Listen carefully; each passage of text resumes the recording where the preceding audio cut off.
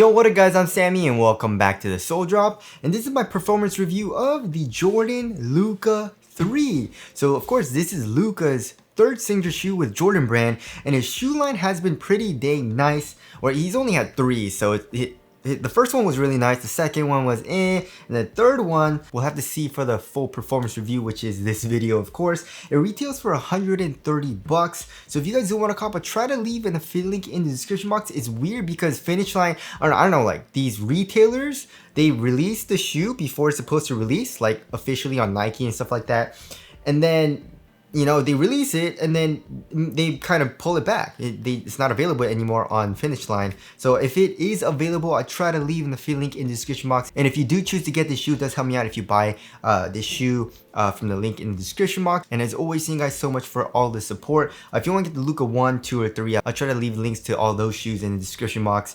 But yeah, this colorway is kind of hideous, but the other colorways that were actually leaked for the official unveiling of the Luka 3, those should be coming out in like a week or two, and those colorways look a lot better. This one is just, it's too much as far as like just the colors go, you know what I mean?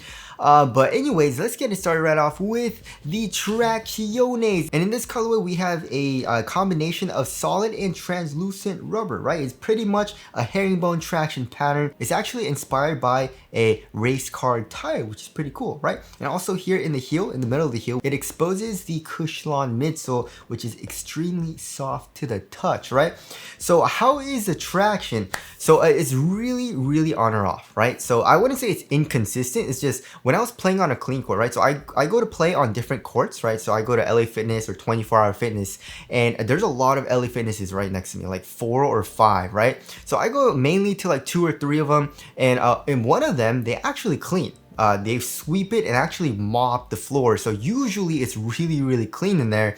And then the other ones, it's actually pretty dusty, especially 24 Hour Fitness. 24 is lacking in my area, they don't clean. But anyways, when I was playing on the cleaner courts, this shoe has an amazing bite. I would say pretty much top tier bite, like really good. You pretty much stop on a dime, and I needed to break it in a little bit, like, and it wasn't that long, it was like 2 to 3 days, but once I really broke it in, it got better and better.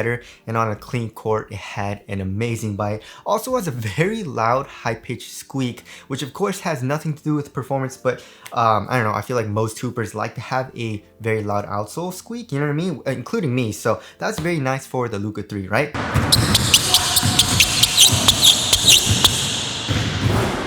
So if you're playing on a clean court, you're gonna be good to go. Amazing traction.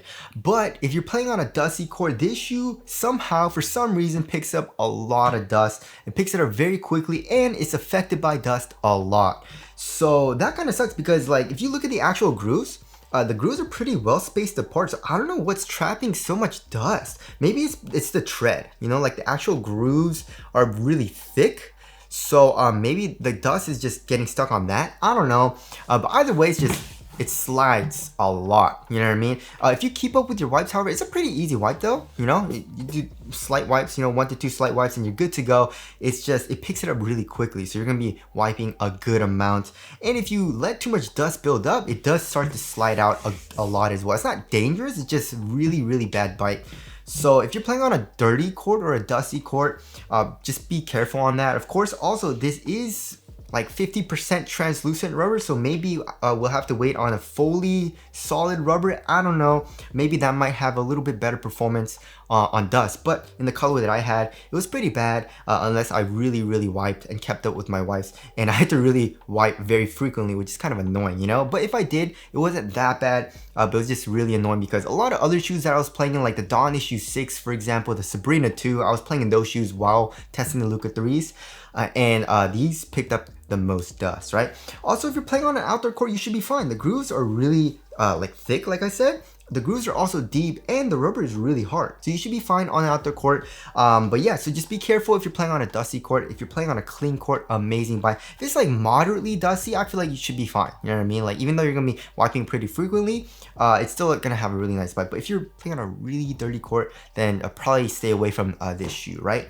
So there's the traction there. Moving on to the heel to toe transition, also extremely smooth, right? So here in the heel, we got a nice kind of curved shape here, and also pretty much fully exposed exposed Cushlon midsole. So they're saying it's Cushlon 3.0, and I'm guessing they're using two different types of foam.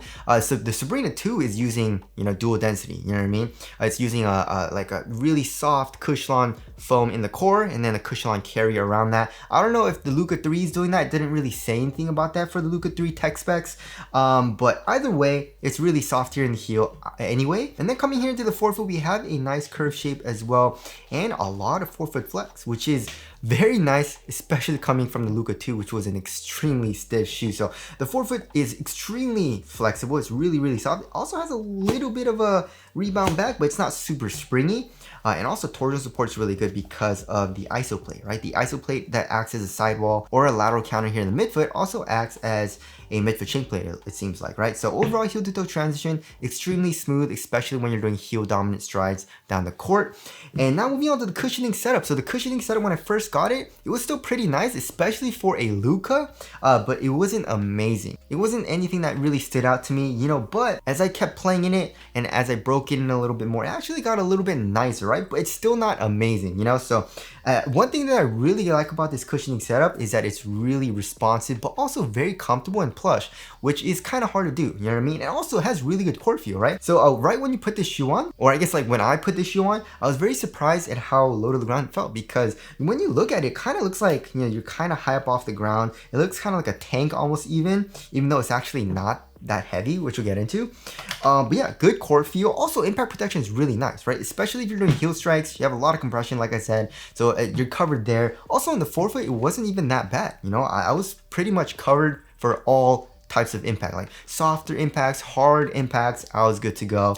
Also, step and cover is pretty nice. You know, like I said, when I first got it, it was a little bit stiffer, especially like, you know, when you look at the actual strobe board, it's on the stiffer side of things. They're using like that very glued down strobe board, you know what I mean? So it's not that nice when you first get it, but once you break it in, it gets a little bit softer and actually feels kind of plush, right? But it's definitely nowhere near as soft and as plush as like a soft mesh strobe board. So I wish they wouldn't have glued it down so much, you know what I mean? Also, the insole doesn't really do too much. One thing I like about the insole is that they're using recycled materials, but it's not very nice for step and cover, right? So underfoot cushioning is kind of nice once you break it in. Of course, I am a lighter dude. If you are heavier, obviously you're gonna feel it a lot more. But for me, it was okay. But yeah, for me, in my personal opinion, it's a really nice cushioning setup for guards, you know? So it's really responsive, you know, it's not too soft, it's not too mushy, but still comfortable because there's nice compression here in the heel. Impact protection is really nice. Court feel is great. Underfoot cushioning is still pretty nice. So yeah, overall, it's a really nice cushioning setup. But it's not anything amazing, you know, there's not crazy bounce or anything like that, or really soft step and cover, but overall it's pretty dang nice for performance, right? And now moving on to the upper, so we have this engineered textile material, and it's actually extremely nice, you know what I mean? It's not the thinnest material, but I feel like, you know, with these striations, you know, these wavy striations, which is inspired by high speeds, it makes it a little bit thicker, of course, right? But also there are parts of it where it's a little bit thinner as well. And it's not super cumbersome. It's not really bulky feeling really at all. It's actually very cozy and comfortable, especially here in the toe box. And another thing is that it breaks in really nicely. It gets extremely soft for the upper. Look at this, you know what I mean? At first it's like a little stiff, kinda. Well, it's not stiff really at all. It's really comfortable when you first get it, but it gets even softer once you break it in. You know what I mean? Like here in the toe box, but also yet still feels extremely supportive, right? And coming here into the midfoot, it feels pretty much exactly the same. So yeah, I really like the upper. And then also here on the medial side, it's like this really nice, like cloth material even, you know, that feels really comfortable.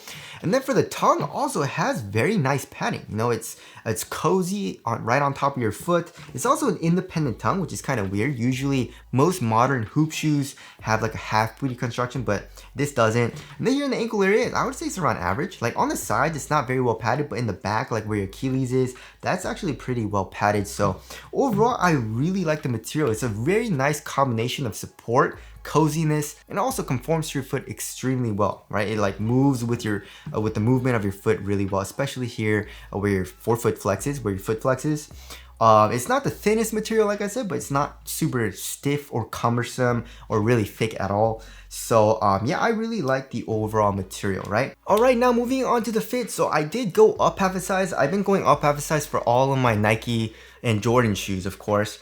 And this shoe fits me really nicely, right? So as far as the length goes, I feel like going up F size was really good for me, right? I feel like that's because it has a good amount of padding here, like in the back of the shoe, right, where your Achilles is. So I think that's pushing my foot forward a little bit. So because of that, makes the fit a little bit tighter lengthwise, right?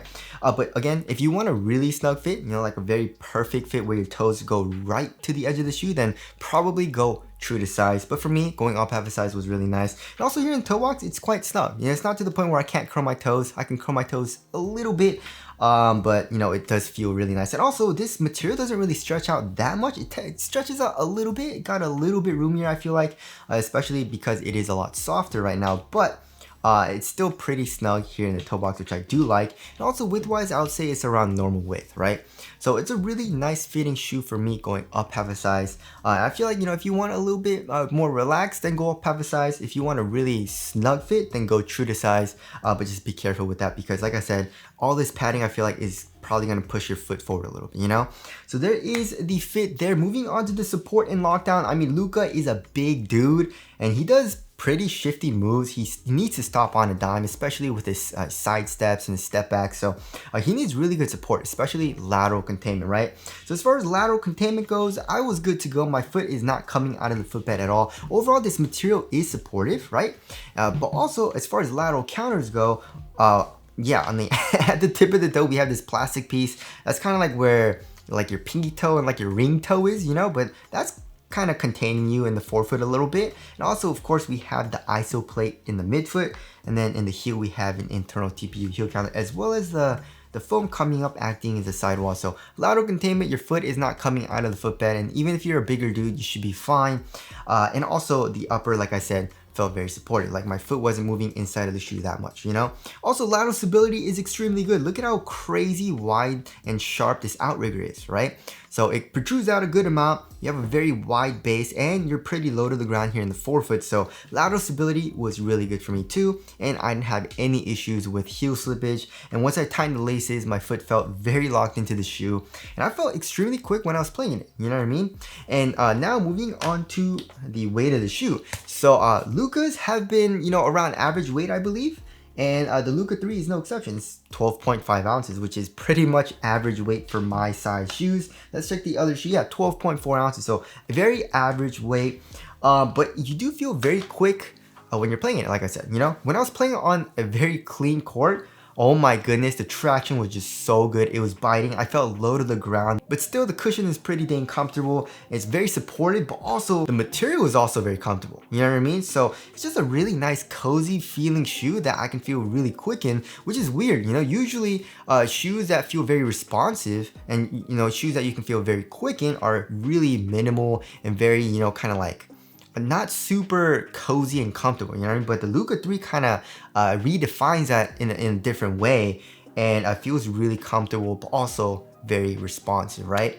So there is the weight there. Moving on to the ventilation, no. I mean, there are ventilation holes, but yeah, that's not really gonna do anything, and airflow is pretty much non-existent. And because of this textile, it is, like I said, on the thicker side of things. So yeah, your feet are gonna be kind of warm in the shoe, you know. And as far as aesthetics go, I like the overall silhouette. Like there's some really dope colorways coming out. Luka wore some dope PEs. And like I said, the colorways that are coming out in like a week or two on Nike, those look great. This colorway, not a huge fan of, but I do like the overall silhouette and design. So tell us what you guys think of the aesthetics down in the comment section below. So wrapping things up, yeah, the Luka 3, in my personal opinion, is his best performing hoop shoe so far in his entire shoe line, you know? Maybe add a little bit of zoom though. Yeah, a little bit of zoom, you know? But honestly, I'm not mad at the Cushionline 3.0. I think this is a very good hoop shoe for most play styles and most positions. You know, like I said, it's a very good guard shoe because you can feel really quick in it. But also I feel like even if you're a bigger dude, you should be fine. It's a very supportive shoe, but also very comfortable and cozy, you know? And it blends all that together really, really nicely.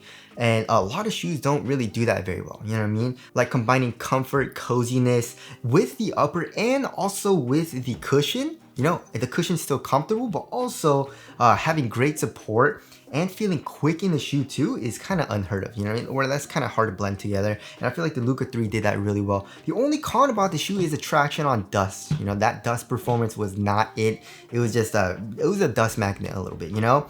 But if you're playing on a clean court, amazing traction. So I feel like it's a very nice shoe for most people. It's just if you're playing on a dirty court, just be careful with that. Maybe, like I said, I can test out the solid rubber option if it does come out with a solid rubber option for the entire outsole. But until then, it's not very nice on a dusty court, right? But anyways, that about concludes my performance review of the Jordan Luka 3. Again, if you guys do want to cop, I try to leave the link in the description box. But that's it. Thank you guys for watching, and I'll see you guys in the next one.